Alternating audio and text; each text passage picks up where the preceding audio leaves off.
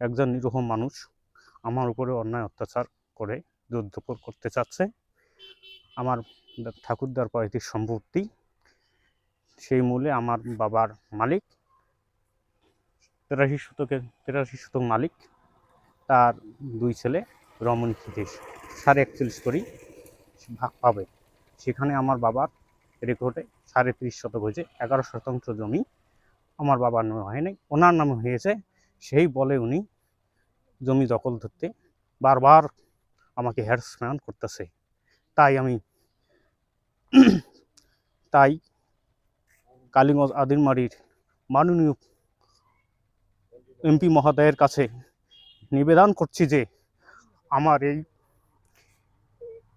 বিচার দেখভাল করে আমার এই বিচারটি, ন্যায় বিচার আপনার কাছে প্রার্থনা করছি। আমি আমার জমি সীমানা রেখে আমি রোয়াল ওপেন করলাম।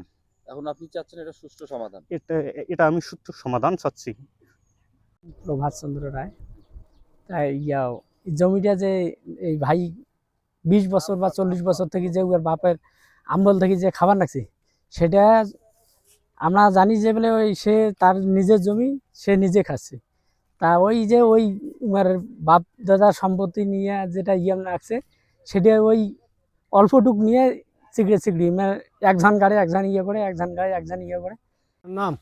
আমার নাম হামিদ আলী, চলবলা ইউনিয়ন। জমিটার বিষয়ে আমরা এইটাই জানি যে আমরা ওই দুই সংসারই তো খাইছি, এইটুকু আমরা জানি। দুই ভাই রানিং তো দেখাই যাওয়া লাগছে দেবু আর রানিং দেবু, ওটার মধ্যে দেখা যাওয়া যে রেকর্ডের একটা ভেজাল, ওই রেকর্ডের ভেজালটার জন্য স্থগিত রাখছিল। ওখানে স্থগিত থাক, যখন এটা ঝামলার পর কে পায় কে না পায় পরে হবে, এইটাই তো হয়েছে। এখন ইয়ের মধ্যে যে আমরা দুজনে যে হুড়ে হরি না গাইছি, এটা তো ভালো না। আপনার নাম ঠিকানা দিব? আমার নাম হচ্ছে পুলক কুমার রায়, আমার বাসা হচ্ছে চলবলা সোনারহাট, কালীগঞ্জ। তো এই জমিটা হচ্ছে আমার, এবং আমার বাপ খেয়ে গেছে, তো আমিও আর কি খাচ্ছি।